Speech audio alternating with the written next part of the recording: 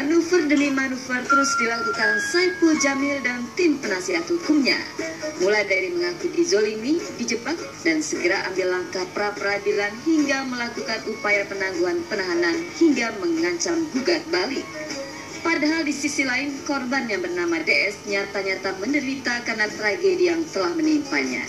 Hingga kini, DS yang kelas 3 SMA tersebut masih shock dan merasa tertekan. DS juga tak mau sekolah dan menjadi sangat murung. Hal ini diungkapkan oleh Ayu dan Sandi, kakak serta kakak iparnya. Shock lah pastinya. Shock, udah gitu banyak diam. Yang aslinya humoris, banyak canda, sekarang lebih banyak bengong. Udah gitu yang pastinya tuh sekolahnya jadi terganggu.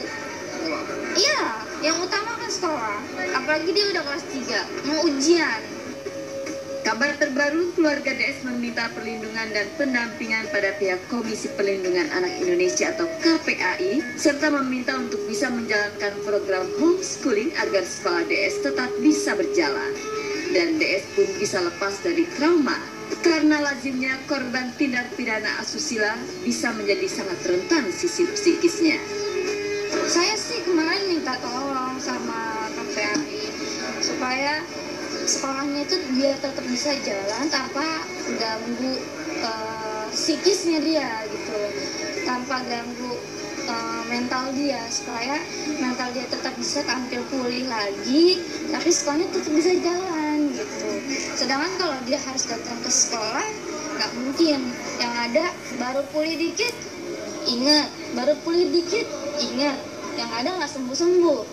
Trauma yang paling utama adalah pada saat dia ingat kejadian yang pada waktu itu, satu, dia merasa saya jijik pada dirinya sendiri.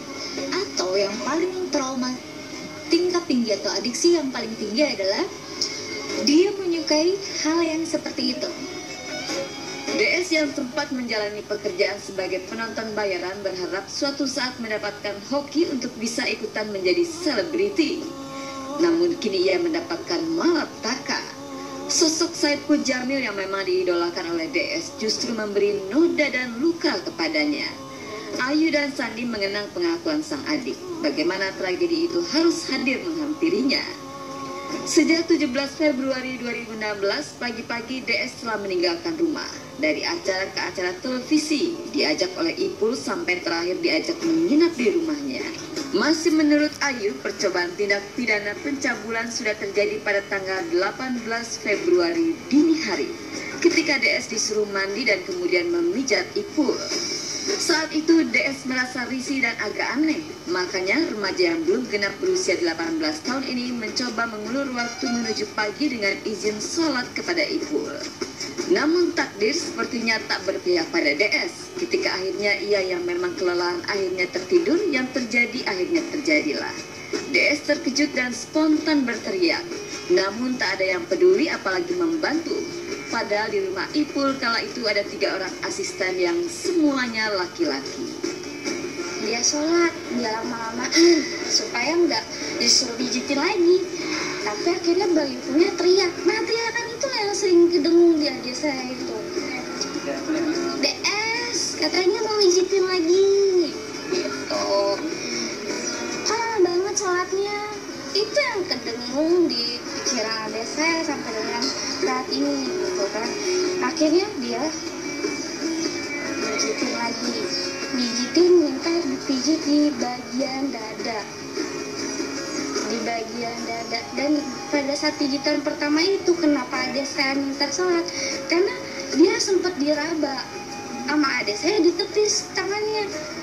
Apanya diraba? Diraba bagian paha. Nah, si Fadila itu bangun, tapi nggak bantuin adik saya, malah dia gegasnya untuk sholat. Adik saya tuh langsung nyamperin Saipul Jamil, nanya, kok diginiin saya bang? Kok bang tega sih diginiin saya? Udah kamu mandi sana sholat subuh. Enggak bang, kenapa kok tega giniin saya? Kamu mau duit nggak? Dicicil sama Saipul Jamil. Bukannya menolong, ketiga asisten ini beralasan akan keluar rumah untuk menjalankan sholat.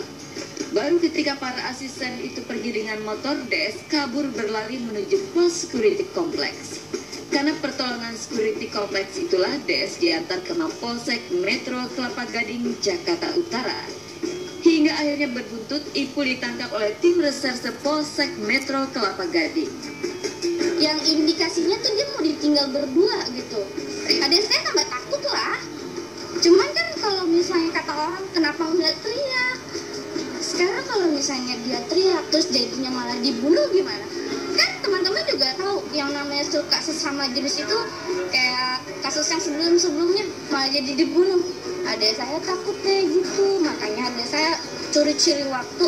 Mana waktu yang tepat dia bisa kabur, dia kabur.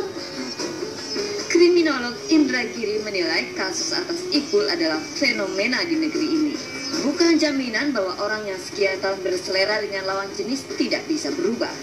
Sementara itu pihak KPAI melalui Erlinda meminta masyarakat serta media untuk tidak terlalu mengekspos kasus ini dan lebih menghormati proses hukum yang tengah berjalan. Ini yang disebut sebagai contoh sempurna tentang homoseksual fakultatif.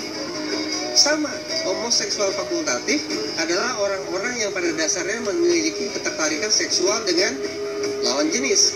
Tapi ada faktor situasi, ada faktor lingkungan yang membuat kemudian orang ini berpaling, memilih menjadikan orang yang sesama jenis kelamin sebagai objek pemuasan seksualnya. Sekarang apa benang merahnya?